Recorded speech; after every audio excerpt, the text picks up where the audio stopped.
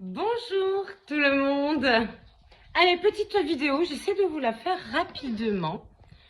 J'essaie de vous la faire rapidement. Regardez juste le beau ciel bleu.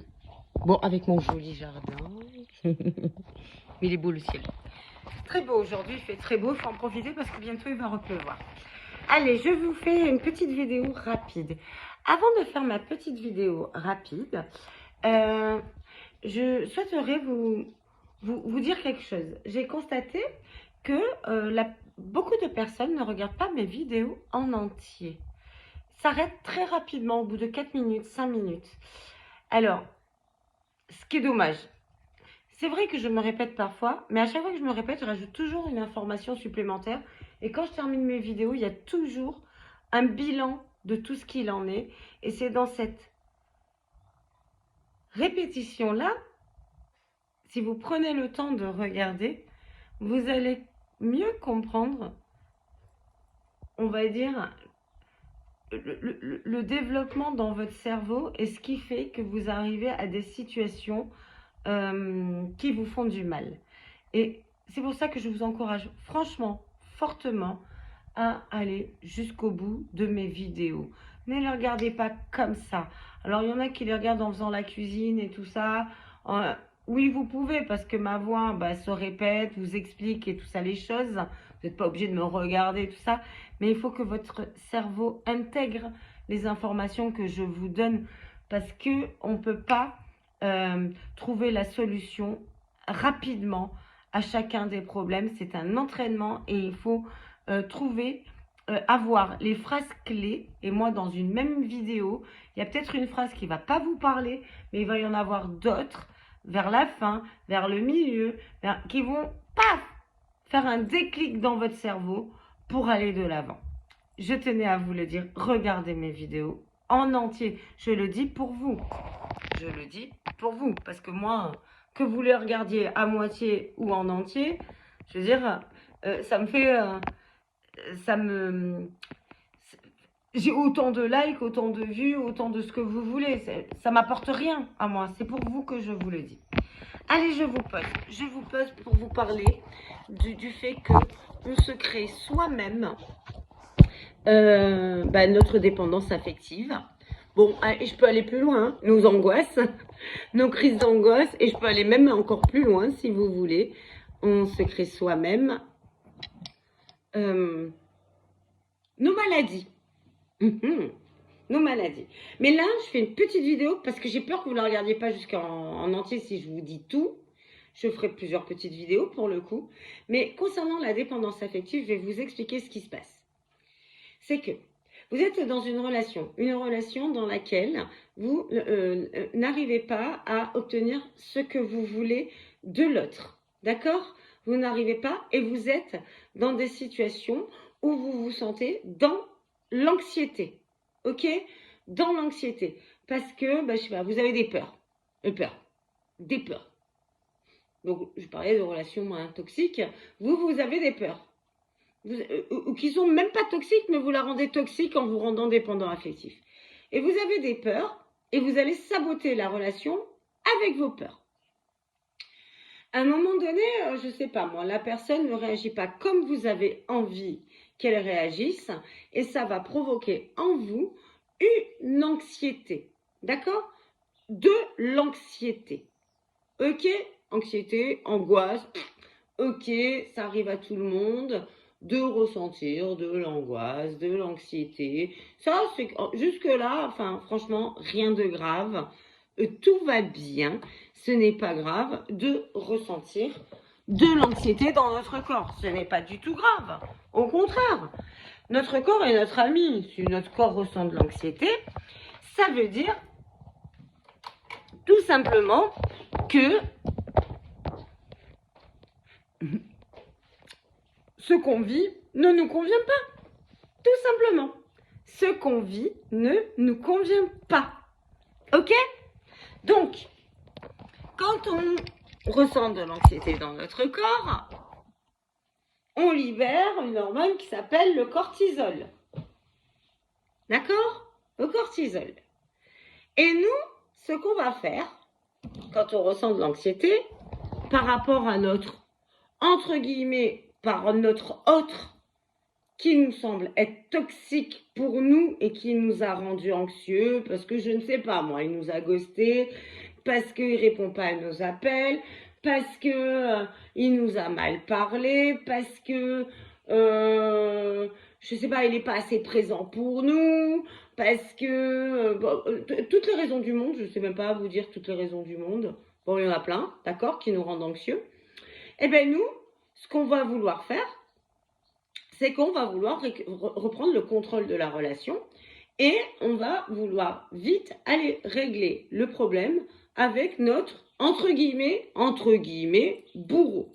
Entre guillemets, je dis entre guillemets, ça ne veut pas dire qu'il est bourreau, mais pour nous, c'est notre bourreau. Donc, qu'est-ce qu'on va faire? On va aller l'appeler, on va aller lui faire des reproches, on va essayer de comprendre, bon, pas trop, on va surtout vouloir dire que ça ne nous va pas, on va déverser tout notre truc, on va même, parfois même le supplier d'être plus présent, lui demander de nous appeler plus souvent, etc. Bon, bref, on va avoir besoin de tout ça. Pourquoi? Parce que ce que l'on veut, c'est que vite il nous donne un petit shoot de dopamine, l'autre, qui soit présent pour qu'on prenne un peu notre petite drogue de l'autre. Voilà, pour que vite il nous fasse diminuer notre seuil d'anxiété, donc notre hormone qui est le cortisol. On pense que l'autre, notre bourreau, va régler notre problème. Alors que c'est lui, entre guillemets, on a bien voulu que ce soit lui qui engendre ce problème-là, et on va lui demander d'être notre médicament. On va demander à notre problème de devenir notre médicament. C'est un truc de fou, quoi. C'est là où on a tort. Et quand l'autre, à un moment donné, se rend disponible pour nous, après maintes appels, il se rend disponible, et bien là, on va prendre un shoot de plaisir à être avec l'autre qu'on attendait tant parce qu'il nous manquait, parce qu'on a un manque. Quand on est anxieux, on a un manque de l'autre, de notre bourreau, et dès que l'autre revient un peu nous donner quelques miettes, on se remplit de plaisir et on libère une hormone qui s'appelle la dopamine. Et ce que ça crée en nous, c'est une montée d'adrénaline. C'est l'effet drogue. C'est l'effet drogue. Et pour le coup, à chaque fois qu'on va être anxieux, on va aller demander à notre bourreau de nous donner un shoot de plaisir en insistant, en étant bien dans le manque et tout ça, pour vite ressentir de la dopamine qui est l'hormone du plaisir et de l'adrénaline qui est l'hormone des sensations fortes, vertigineuses qu'il peut y avoir au niveau de beaucoup d'addictions. Et c'est là qu'on se plante, c'est qu'on est à la recherche vite de remèdes à nos problèmes. Il faut que ce soit rapide, il faut que ce soit efficace rapidement, il faut vite qu'on ait notre shoot pour nous sentir mieux. Mais qu'est-ce qu'on constate? C'est que une fois qu'on a eu notre shoot, ouais, ça nous fait du bien sur le moment, mais à la sortie, l'anxiété augmente derrière. Et c'est là que vous vous mettez en dépendance affective si vous n'avez pas compris ça. C'est pareil pour les angoisses, pareil pour les maladies, etc. Je prends des médicaments vite pour aller mieux, au lieu de réfléchir à ce qui se passe dans notre corps. Regardez cette vidéo jusqu'au bout. En fait, ce qu'il faut libérer, c'est pas l'antidote du cortisol, du cortisol, c'est certainement pas la dopamine et les montées d'adrénaline, c'est l'inverse. La dopamine, les montées d'adrénaline, ça va provoquer encore une accentuation de notre anxiété, donc une augmentation du cortisol dans notre corps, qui est l'hormone de l'anxiété. Ce qu'il nous faut, l'antidote du cortisol, c'est l'ocytocine. C'est l'hormone de l'attachement. L'hormone de l'attachement. Quand on ne va pas bien du fait d'une situation ou d'une personne, il ne faut pas aller vers la personne pour régler le problème. Il faut aller vers notre bulle à nous, nos amis, nos activités, je sais pas, tout ce qui peut nous faire du bien, notre bulle d'attachement, notre bulle de sécurité, notre bulle secure pour libérer de l'ocytocine, qui est l'hormone de l'attachement et qui est l'antidote au cortisol, hormone de l'anxiété. Et une fois que notre anxiété a diminué, on peut pourquoi pas régler ses comptes avec notre relation toxique. Pourquoi pas, mais vite fait, on n'est plus dans l'anxiété. Si on part, dès qu'on est anxieux, à vouloir résoudre le problème pour avoir un peu de plaisir avec la personne qui est notre bourreau, eh ben on se plante et notre anxiété augmente. Non, dès qu'on n'est pas bien, on lâche prise sur la source du problème, qui est l'autre, qui est pour nous l'autre, enfin c'est pas forcément l'autre, hein, c'est nous-mêmes qui nous créons des problèmes dans la relation à l'autre. Mais l'autre nous a fait du mal, on lâche prise, on le met de côté, on va dans notre bulle, les gens qui nous veulent du bien, les gens qui nous permettent de libérer de l'ocytocine, l'hormone de l'attachement, l'hormone de la sécurité, du bien-être, du tranquillement. Elles ne nous font pas faire des pics comme ça, ces personnes-là, mais elles nous permettent de nous stabiliser et de nous faire du bien dans le temps. Une fois qu'on a réglé ce problème-là, d'anxiété, tout ça, si on croise l'autre, on peut en reparler à l'autre des problèmes. Si l'autre veut revenir vers nous pour en parler, très souvent quand on va bien et qu'on est stabilisé, notre bourreau revient à nous et c'est lui qui est en demande. C'est lui qui est en demande de dopamine. Mais nous, on n'a plus envie de ce genre de relation de dopaminergique. On n'en a plus envie.